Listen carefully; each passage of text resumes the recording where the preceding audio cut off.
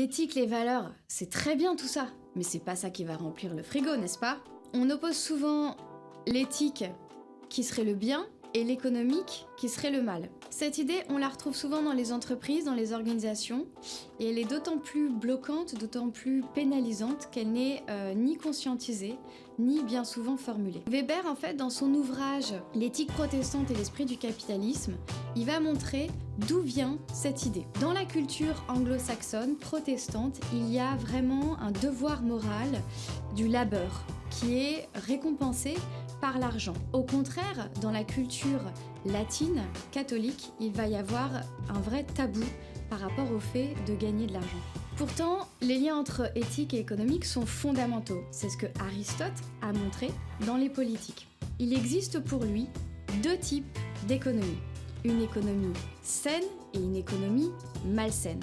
L'économie saine, c'est celle qui est un moyen qui va nous permettre d'acquérir des biens en vue de notre épanouissement. Dans ces cas-là, l'économie est un moyen au service de l'éthique, de l'épanouissement des humains. Dans le cas de l'économie malsaine, qu'il appelle la crématistique, l'économique va devenir une fin en soi, et c'est là où il va y avoir comme un dévoiement de l'économique, qui n'est plus un moyen au service d'une fin en soi qui serait l'épanouissement humain, mais qui devient une fin en elle-même. C'est l'exemple de Picsou. Un grand nombre des derniers prix Nobel ont montré ces liens entre l'éthique et l'économique. Par exemple, Amartya Sen a montré que nos décisions économiques ne sont jamais purement économiques.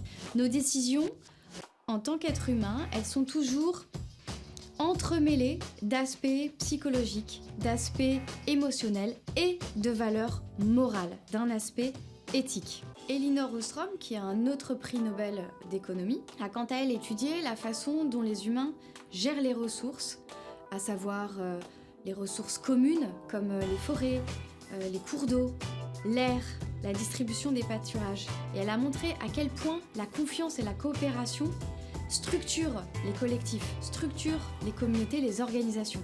Appliquées aux entreprises, ces idées montrent à quel point il est important de penser son modèle économique en le pensant incarné par et grâce à des valeurs telles que la confiance, la coopération, la fidélité, qui vont s'appliquer aussi bien aux salariés qu'aux clients.